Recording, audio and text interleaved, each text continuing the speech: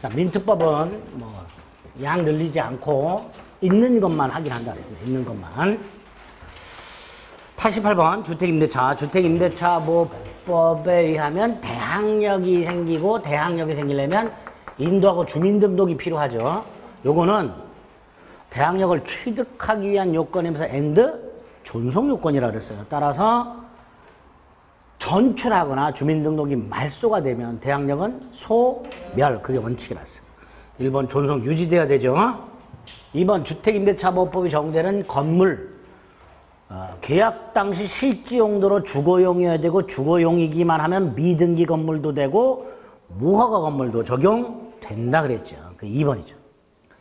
존속기간, 기간을 약정하지 않거나 2년 미만으로 정했을 때는 2년으로 보되 단 이렇게 정했을 때 임차인만 유효를 주장할 수 있다 그랬죠.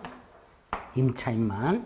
그러니까 1년으로 정했을 때 임차인은 유효 주장할 수 있고, 그 다음에 존속의제 보증금을 반환받을 때까지는 임대차 관계는 존속하는 것으로 본다. 이렇게 되죠. 4번 법정갱신. 임대차 기간이 만료가 되기 6개월 전부터 1개월 전 요 사이에 임대인이 갱신 거절 통지하지 않거나 만료 전 1월까지 임차인이 거절 통지하지 않은 경우 이전 임대차와 동일 조건으로 갱신하는 것으로 보되 기간은 2년으로 본다고. 2년으로 본다고. 정함이 없는 건 민법상 임대차라고. 제발. 그리고 임차인만 언제든지 해지할 수 있다고. 3월이 지나면 해지가 되지요. 제발. 4번 2년으로 본단 말이지. 다만 임차인만 해지할 수 있고 3월 지나면 해지가 되지요. 5번이 틀렸죠. 보증금 반환과 임차권 등기 명령에 의한 임차권 등기 말소는 동생관계가 아니라 보증금이 먼저 반환돼야 된다. 중요한 지문들이 다 나왔어요. 주임법에서. 5번이 틀렸죠. 제발. 이 존속기간 갱신 이런 건 이제 구별할 수 있어야지요. 전세권 최장 10년, 건물 전세권 최단 1년. 네? 건물 전세권만 법정갱신. 건물 전세권이 법정갱신되면 기간은 정함이 없고. 그죠? 민법상 임대차 최단 없고. 기간 정하지 않으면 언제든지 해지 통고할 수 있고. 법정갱신 됐을 때도 기간의 정함이 없는 걸로 보고. 주임법 이렇게 돼 있고. 상임법은 1년. 예? 제발. 헷갈리지 말자 이제. 89번에 1번은 뭐라 그랬어요? 가장임대차. 임대차 계약의 주된 목적이 두 번째 줄 채권회수. 주된 목적 채권회수 또는 소액 임차인으로서 외관을 갖췄을 뿐 이런 식으로 나오게 되면 가장임대차로서 주임법 보호받을 수 없다. 이렇게 돼 있죠. 그 다음에 2번. 최초 임대차 계약을 할 때 서울의 보증금이 1억 2천이야. 그럼 소액 임차인 아니죠. 근데 나중에 갱신하면서 보증금을 감액했어. 그래서 소액 임차인이 됐어. 그럼 소액 임차인으로서 보호받을 수 있다. 3번은 주택 소유자는 아니지만 적법한 임대 권한을 가진 사람. 두 사람이 있다 그랬죠. 예? 소유자는 아니지만 적법한 임대 권한을 가진 사람. 두 사람이 있다 그랬어요. 하나는 명의 신탁자. 또 한 사람. 등기하지 않은 채 인도받은 사람.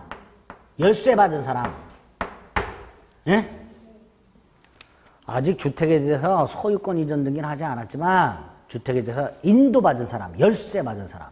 이 두 사람은 주택 소유자는 아니지만 적법한 임대 권한을 가진 사람. 이 사람하고 임대차 계약을 하면 주임법 적용된다, 보호된다 그랬죠. 두 사람이 있었어요. 4번은 갑이 을에게 주택을 임대하고 을이 갑의 동의받아 전대함으로써 전차인이 직접 점유하고 인도받고 주민등록하게 되면 임차인이 대항력 생긴다 그랬죠? 그러니까 간접점이 하는 경우도 인정된다. 5번 임차인으로부터 임차권 아닙니다. 보증금 반환 채권. 보증금 반환 채권을 양수한 사람은 우선 변제권 없다 그랬죠. 보증금 반환 채권만 양수한 사람은 우선 변제권 없다 그랬어요. 반면에 양수인이 누구라면 금융기관이라면 이때는 우선 변제권 있다 그랬고, 다만 이 금융기관은 임차인을 대신해서 계약을 해지할 수는 없고 임차권 등기 명령을 신청할 수 있고,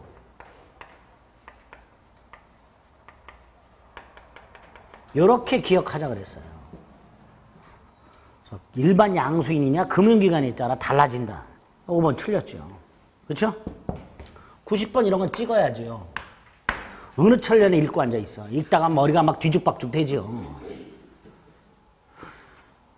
만약 시간이 너무 많이 남았어. 다 풀었는데 한 20분 남았어. 막히까지 다 끝나고. 우와, 그러면 이제 그때 천천히 읽는 거야. 가물에 대한 1억원 채권은 담보하기서 을소유 X주택의 저당권 설정 등기를 마쳤다. 자, 을소유 주택의 갑이 저당권자 이렇게 돼 있어요.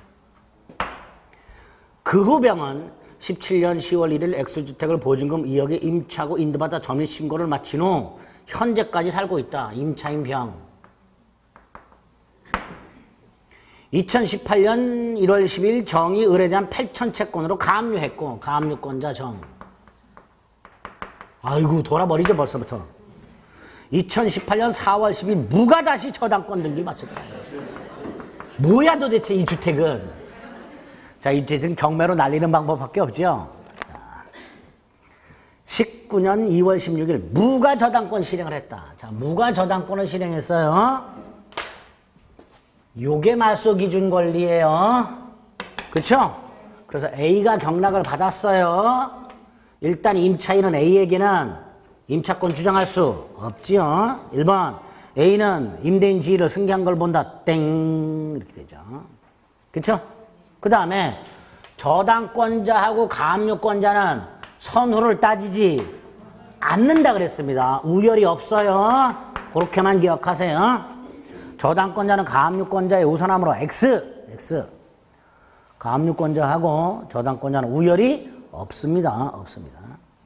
3번 경매로 인하여 임차권이 소멸하기 때문에 병원 A에게 주택을 인도하라. 이게 답이죠. 이게 답이잖아. 답은 쉬워. 그러니까 날짜 같은 거 생각하지 말고 순서만 빨리 파악하면 풀 수 있는 문제죠. 저당권, 임차인, 가압류, 저당권. 얘가 경매로서 요게 맞소 기준 권리야. 임차권을 소멸해. 소멸하니까 A는 임대인 지위를 승계하지 않고 따라서 임차권을 소멸한다. 이렇게 되죠. 3번이 답이죠. 그렇죠? 깔끔해요 답은. 4번 병이 계약서상의 확정일자를 받았을 때 병은 갑의 우선에서 보증금 전액에 대해 우선 변제받는다. 뭔 개소리야. 얘가 1순위인데. 그쵸? 얘보다 우선 변제받는 애들은 소액 임차인밖에 없어요. 근데 2억이니까 대한민국 어디에서도 소액 임차인이 아니잖아. 그러니까 4번 X. 자, 병. 보증금을 얘보다 나중에 받죠. 근데 배당 요구해야 되죠. 안 했어. 배당을 못 받았어. 배당받은 사람들 쫓아다니면서 부당이득 반환 청구할 수 있다 없다? 없다 그랬어요. 소액 임차인은 된다 그랬어. 소액 임차인은 부당이득 반환 청구할 수 있다 그랬어요. 하지만 얘는 소액 임차인이 아니야. 다른 사람은 안 되고 소액 임차인만 원래 안 된다 그랬어요. 제가 지가 권리를 행사해서 받을 수 있었는데 권리를 행사하지 않고 민기적거리다가 다른 사람들이 자기가 받을 거 받아갔다 해서 쫓아다니면서 부당이득 반환 따위는 청구할 수가 없다 그래서. 하지만 소액 임차인만 그 최우선 배받는 일정액만 그것만 부당이득 반환 청구할 수 있다 그랬었죠. 없다야 없다. 5번 X. 그러면 3번. 아시겠죠? 쥐가 배당 요구 안 해놓고 소액 임차인은 받을 수 있으나 그냥 임차인은 안 된다. 아시겠죠? 5번 골랐어요? 그럼 안 되지. 3번에 있는데. 안 풀었어요? 괜찮아. 안 풀어. 이런 거 푸는 게 아니야. 안 풀면 되지 뭐. 근데 이제 이게 단순하게 나올 수는 있어요. 갑소유주택의 저당권이 설정되고 임대차 안으로 또 저당권이 설정된다. 날짜 없이 그렇게 나올 수 있어요. 그런 거는 이렇게 순서 잡아갖고 풀 수 있어야 돼요. 아시겠죠? 자, 91번 상가 건물 임대차. 기억, 상가 건물 임차인이 대항력이 생기려면 첫 번째 줄 그때 인도, 두 번째 줄 사업자 등록이죠. 그 다음에 우선 변제 받으려면 플러스 확정일자까지 받아야 되죠. 이때 사업자 등록은 존속 요건이죠. 우선 변제 받으려면 적어도 언제까지 유지돼야 돼? 배당 요구 종기까지. 이 기억이죠. 니은은 임대차 기간이 만료가 되기 6개월 전부터 1개월 전 사이에 임차인이 갱신 요구할 수 있죠. 이때 임대인, 임차인이 3기 이상 차임을 연체했거나 또는 서로 합의해서 상당한 보상을 제고했거나 임차인이 고의 또는 중대한 과실로 파산했거나 목적 건물의 전부 또는 대부분을 철거하는 경우 이때는 거절할 수 있지요. 그런데 니은의 첫 번째 줄에 전부 또는 일부 철거라고 돼 있어요. 그러니까 틀렸지. 일부가 아니라 뭐 대부분 철거, 대부분 철거. 일부 철거 아니에요. 대부분 철거야. 그러니까 기은 틀렸죠. 디귿 이 계약갱신 요건은 최초 임대차 기간을 포함 제외. 포함 몇 년? 10년. 초과하지 않는 범위 내에서만 행사할 수 있다 그랬죠? 옳은 지문이죠.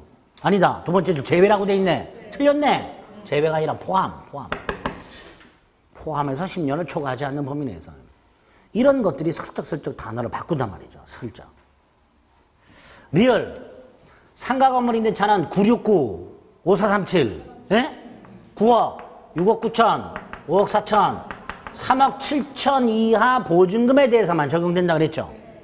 이걸 초과하면 상위법 적용 안 되는데 이걸 초과하는 임대차도 적용되는 거 5개.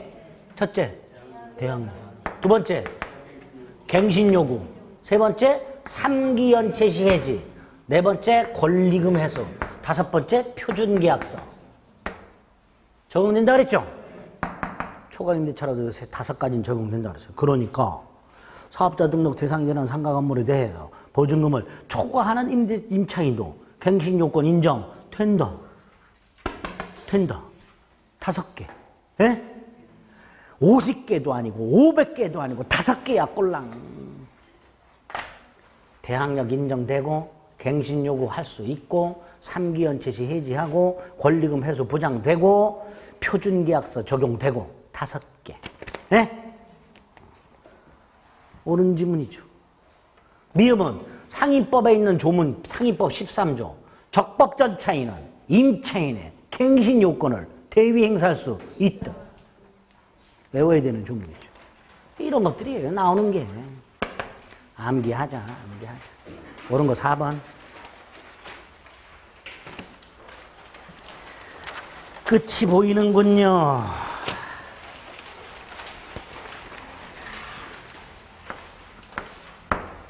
(92번) 건물의 구분 소유 1. 전유 부분이 되려면 구조상 이용상 독립성이 있어야 되죠. 그 1번이죠. 그죠? 그 다음에 2번. 갑이라는 자가 다른 공의자와 협의 없이 복도계단 공용부분을 독점적으로 점유 사용하고 있을 때 다른 아파트 소유자들이 왜 네가 독점적으로 사용하냐 이 자식아. 우리는 왜 사용 못하게 하냐. 손해가 생겼다. 차임상당액 손해배상 청구할 수 없다 그랬어요.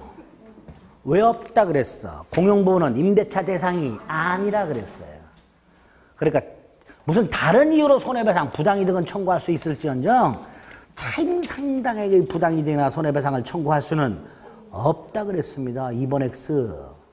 임료상당 손해가 발생한 것으로 볼 수는 없다 말이지. 복도계단은 임대차 대상이 아니다 말이지.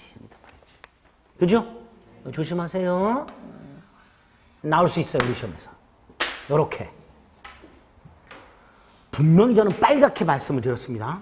빨갛게. 3번 대지 사용권은 꼭 소유권 아니어도 된다 그랬죠. 소유권, 지상권, 임차권 다 대지 사용권이 될 수 있다. 4번 집합건물 관리단은 구분소유자 전원을 구성원으로 당연 성립. 별도의 조직행위 필요 없죠? 자, 이때 관리단은 조합이에요? 비법인 사단이에요? 비법인 사단이죠? 조합으로 나온 적이 있어요. X. 비법인 사단입니다. 5번. 구분 건물이 물리적으로 완성이 되기 전에 건물을 지으면서 분양 광고를 했어요. 각층 분양. 분양 광고가 뭐였어요? 구분 소유의사. 그럼 구분 소유권 성립할 수 있다 그랬죠? 그러니까 건축허가 신청이나 분양 광고 등을 통해서 구분 소유의사가 객관적으로 표시. 이게 뭐다? 구분행위. 구분행위. 법률행위입니다. 구분행위. 그래서 92번에 2번이 틀렸죠. 93번, 1번은 그냥 기억하세요. 우리 상린관계입니다. 그래서 내가 내 집을 수리를 해야 되는데 배관을 뚫어야 되는데 옆집까지 연결이 돼 있어. 그럼 옆집 가가지고 전유부분 좀 사용할 수 있을까요? 라고 청구할 수 있다 그랬어요. 있다. 1번이에요. 전유부분의 보존 개량을 위해서 다른 구분 소유자의 전유부분 사용을 청구할 수 있다. 이렇게 됩니다. 그죠? 옳은 지문이죠. 2번 구조상 이용상 독립성을 갖췄으니 구분 소유권의 객체가 될 수 있을 것이고요. 3번 대지 사용권은 원칙적으로 전유부분의 처분에 따르죠. 4번 아파트 지하실은 구조상 이용상 독립성이 없는 게 원칙이에요. 그렇죠? 보통 통으로 돼 있죠. 따라서 구분 소유권의 목적이 될 수 없다. 이렇게 되죠. 그다음에 5번 공용 부분이나 대지에 관한 지분. 보통 공유 지분이죠. 지분 비율은 전유 부분 면적 비율이죠. 가액 비율로 나온다고 그랬죠, 제가. 면적 비율이라는 거. 이따구로 나왔다니까. 가액 비율로. 가액 비율이 아니라 면적 비율. 깜빡하기 쉽단 말이죠. 전유 부분 면적 비율. X. 94번. 겁나 쉽죠? 이렇게만 나오면 뭐.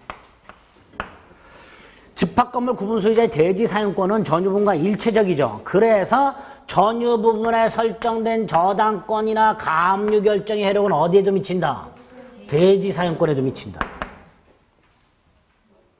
자, 2번은 우리 동형에서도 한번 봤던 질문이에요. 구분 소유권의 객체로서 적합한 물리적 효권을 갖추지 못한 건물의 일부. 어디 생각하자 그랬죠? 이거?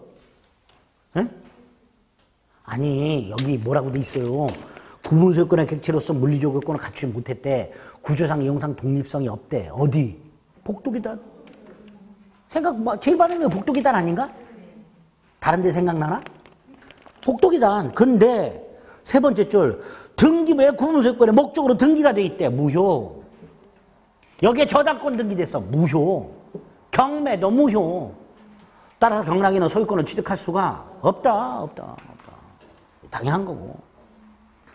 3번 전 소유자가 체납한 관리비 중 뭐는 승계 공용 부분 체납 관리비, 전유 부분 체납 관리비나 연체료는 포함되지 않는다. 승계되는 관리비에 포함 안 된다.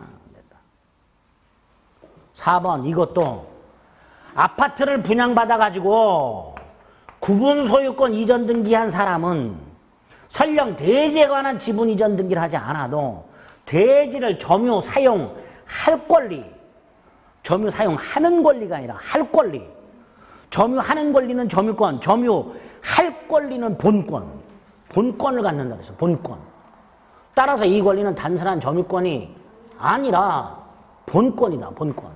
이거 4번 X. 네 번째 줄에 이렇게 돼 있잖아요. 점유 사용할 권리라고 돼 있어. 할 권리. 제가 점유권을 말씀드리면서 점유권은 점유하는 권리라 그랬고 본권은 점유할 권리라 그랬어요. 그러니까 본권이라고 나와 있는 거예요, 지금.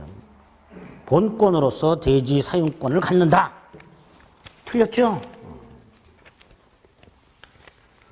5번 기존 건물이 증축을 했어. 갑이 3층짜리 건물을 갖고 있다가 2개 층을 증축했는데 이 증축한 부분이 구조상 이용상 독립성이 있어. 바로 구분 소유권이 성립해요? 아니지. 갑에 뭐가 있어야 된다 그랬어요? 구분행위. 분양광고와 같은 구분 소유 의사가 표시가 돼야 구분 소유권이 성립한다 그랬어요. 그러니까 구조상 이용상 독립성이 있다 해서 바로 구분 건물이 되는 것이 아니고 구분 행위가 있어야 한다. 이렇게 되죠. 옳은 지문이죠. 자주 등장해요. 최근에 이런 것들이. 집합 건물 요 정도 지문 나오면 이건 뭐 맞출 수 있겠죠. 요 정도 정리하세요. 그래서 동형에 나와 있는 지문하고 여기 있는 거 합치면 충분해요. 가등기 담보법도 마찬가지입니다. 자, 1번. 청산기간이라고 들어보셨죠? 청산기간이 뭐죠? 변제기 후 청산금을 통지하고 이 통지가 채무자 등에게 도달한 날로부터 2달. 이게 청산기간이죠. 청산기간 동안에 해서는 안 되는 게 2개가 있어서 채권자는 청산금을 지급해서는 안 되고 채무자도 청산금에 관한 권리를 처분해서는 안 되고 만약에 하면 후순위 권리자에게는 대항하지 못한다. 그게 1번. 자주 봤죠? 자주 봤잖아요. 2번째, 가등기가 되어 있는 목적물이 경매가 되고 있어. 그러면 이거 스탑된다 그랬죠? 가등기가 되어 있는 목적물이 경매가 되면 담보가등기라고 돼 있어요.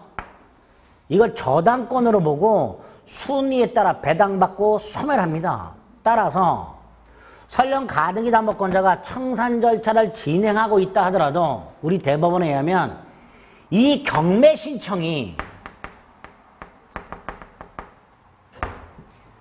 청산금을 지급하기 전, 청산금 지급 전에만 경매가 신청이 됐다면 더 이상 청산 절차를 진행할 수가 없다. 즉 본등기 청구할 수 없다. 그게 2번이죠. 담보가등기로 마친 부동산에 대해서 경매 개시 결정이 있는데 그 경매 신청이 뭐가? 경매 신청이 청산금 지급 전이라면 더 이상 본등기 청구할 수가 없고 설령 본등기 했더라도 무효이기 때문에 말소되어야 한다. 이게 판례예요. 아시겠죠? 네? 정확하게 기억하세요. 목적물이 경매되면 이거 저당권에 불과하고요. 순위에 따라 배당받고 소멸합니다. 판례는. 그런데 언제까지 경매가 신청이 돼야 되는가? 청산금 지급 전까지만 경매가 신청이 되면 스탑. 더 이상 본등기 청구할 수 없다. 2번. X. 3번은 청산기간이 지났다 하더라도 채무자는 청산금을 받을 때까지는 돈을 갚고 말소 청구할 수 있죠. 그게 3번. 단 안 되는 게 2개가 있었지. 변제기 경과와 10년 경과. 또 하나가 선의의 제3자가 소유권 취득. 그 2가지 경우에는 안 된다 그랬죠. 3번의 예외죠.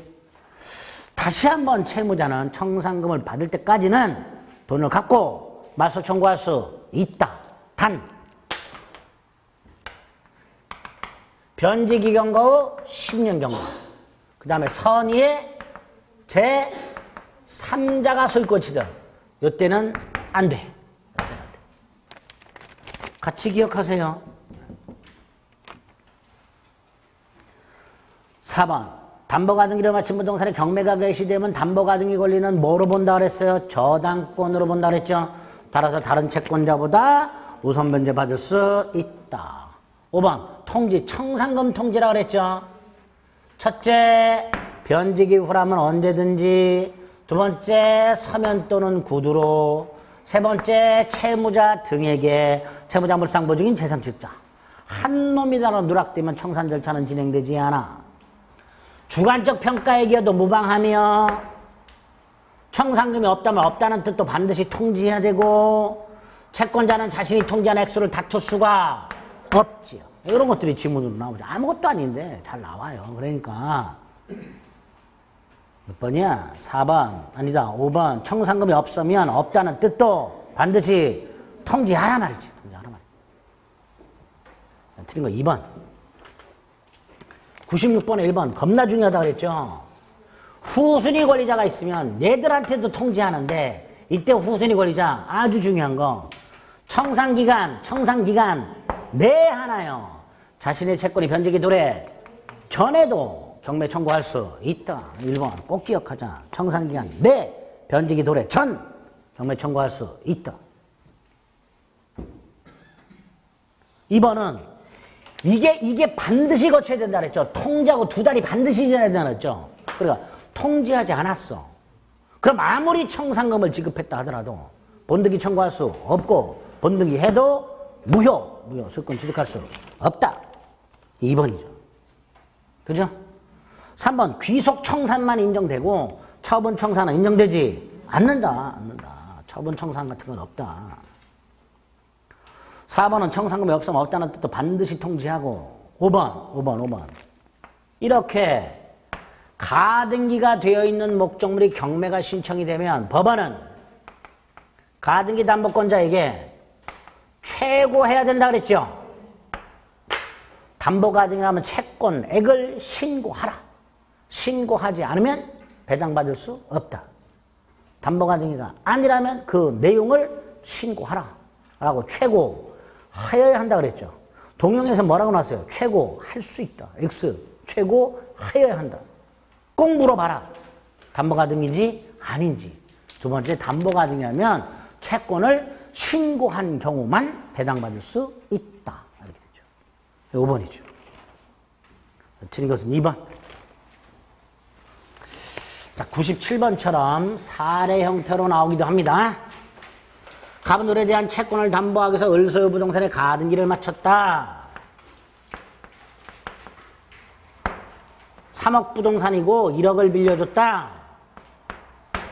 자, 돈을 빌려줬고요. 다른 재산권으로 대신 갚기로 했고요. 그 약속을 할 당시에 가액이 채권액을 초과하고요. 가등기가 되어 있으니 가등기 담보법이 그대로 적용되겠죠. 1번 담보권 실행 통지할 때 청산금이 없더라도 이 두 달에 청산기간이 지나기 전에는 본등기 청구할 수 없다. 맞지요? 청산금이 없으면 없다는 뜻도 통지를 하고 두 달이 지나야 본등기 청구할 수 있다 그랬어요. 1번이 옳은 질문이죠. 2번 담보권 실행을 통해서 우선 변제받게 되는 이자나 지연배상금은 채권 등 피담보 채권의 범위는 청산금 지급 당시를 기준으로 확정된다. 무슨 소리예요? 몰라. 언제를 기준으로 확정돼요? 몰라 우리는. 이거 얘기한 적 있어요? 없지. 언제 기준 확정돼? 몰라. 에? 언제 확정될까요? 배당 요구 종기겠지. 그때까지 이자가 늘어나겠지. 아니면 얘가 청구해요. 그게 확정되는 거야. 배당을 요구할 때 이렇게 청구할 거야. 얼마 달라. 그때 확정되겠지. 몰라 우리는 언제. 청산금 지급 당시 뭔 청산금을 지급해. 우선 변제 받는데 뭔 청산금을 지급해. 경매인데 뭔 청산금을 지급해. 그쵸? 2번 X. 3번 담보권 실행을 통지하고 두 달의 청산기간에 경과한 경우에 청산금 지급이 없더라도 오른 변제하고 가등기 말소를 청구할 수는 없다. 아까 뭐라 그랬어요? 청산금이 없더라도 본등기 하기 전까지는 돈을 갚고 말소 청구할 수 있어야죠. 청산금이 없으면, 청산금이 있으면 받을 때까지, 없으면 청산금이 없다 그랬죠? 네, 없으면 청산금 본등기 할 때까지는 돈을 갚고 가등기 말소 청구할 수 있다. 청산금 지급이 없다고 돼 있군요. 아까 뭐라 했어요? 지급할 때까지는 돈 갖고 말소 청구할 수 있다 그랬죠, 분명히. 4번 중간적 평가액이라 하더라도 통지 효력이 있다. X.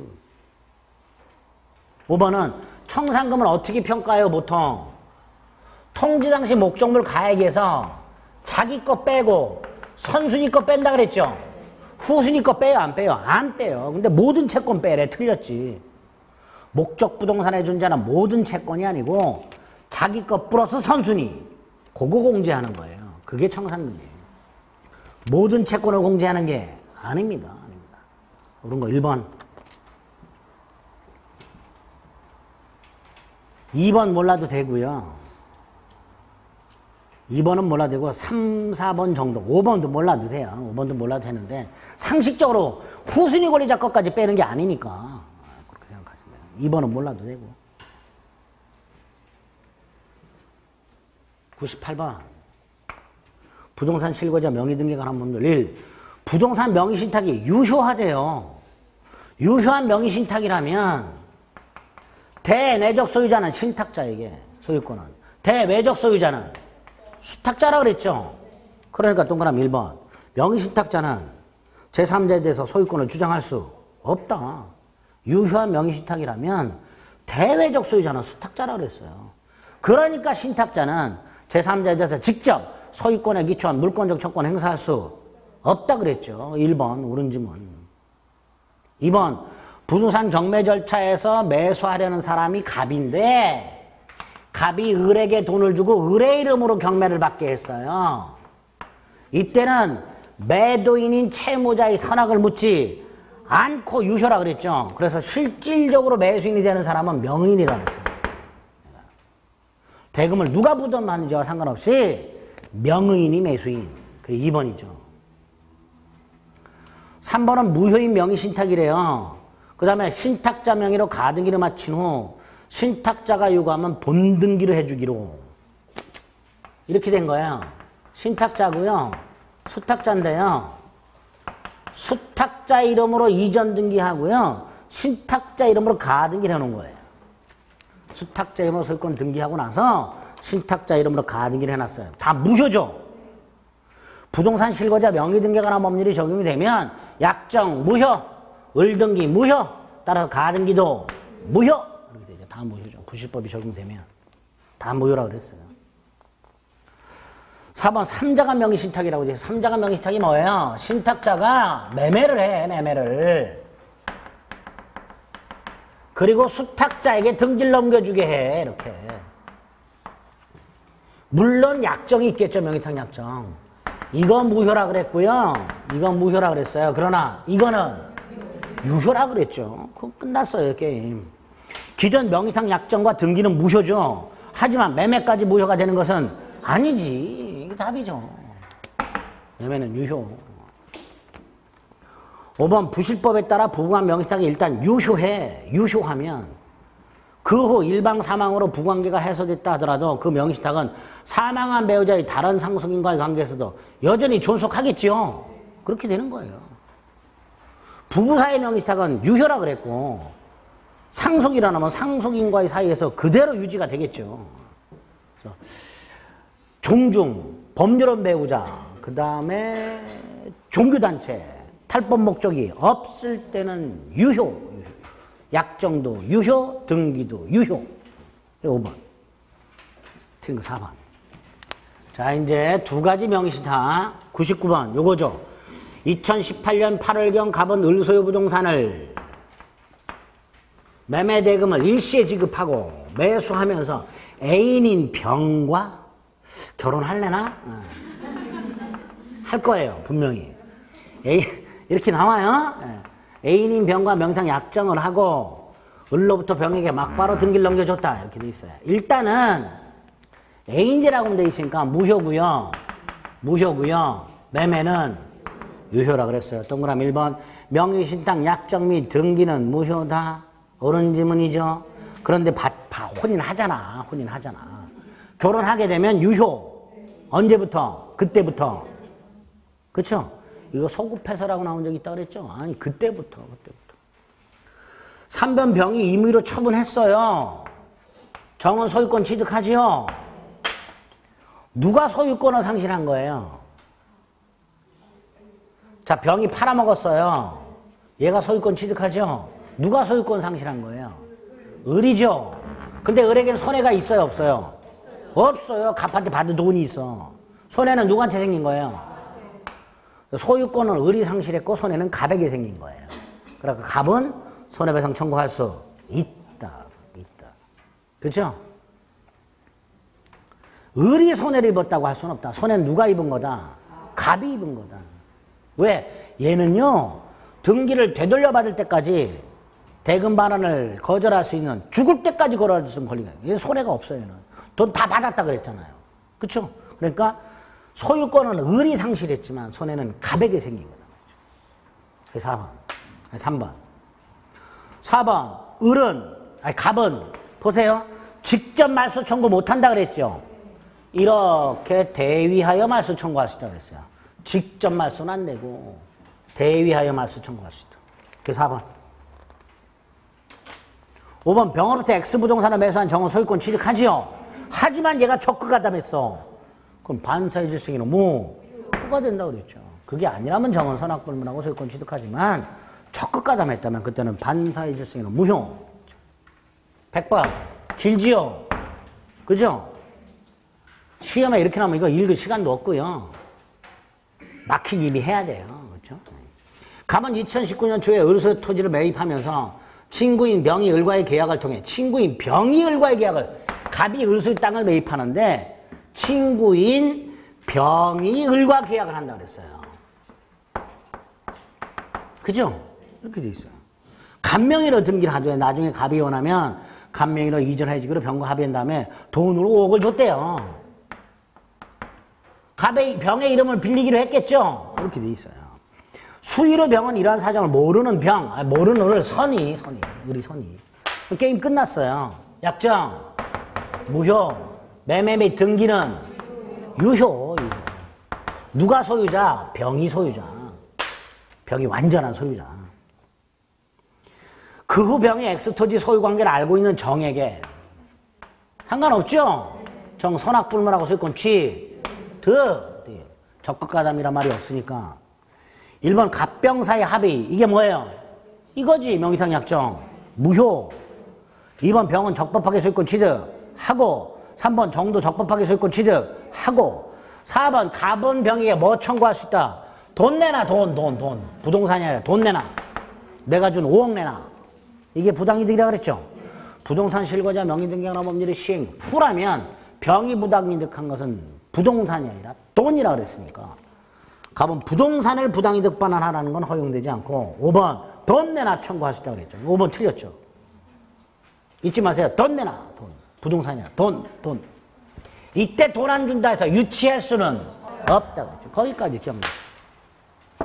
5번 틀렸죠? 그리고 3자가 명의신탁과 계약 명의신탁 나오면 이렇게 나오는 거예요.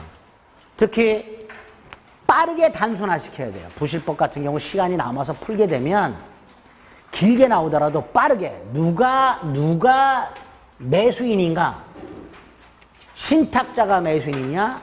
수탁자가 매수인이냐? 이거에 따라서 법률가 완전히 달라지니까 이건지를 빨리 구별하실 수 있으면 돼요. 그러면 요 정도 가지고서 문제 풀 수 있을 정도로 나오게 됩니다. 아시겠죠? 최근에 기출문제가 나오더라도 요 정도 수준으로 나온 거예요. 자, 그래서 백성까지 해갖고 제가 여러분들에게 해드릴 수 있는 거는 다 했어요. 제가 원래 안 하는데 이런 거는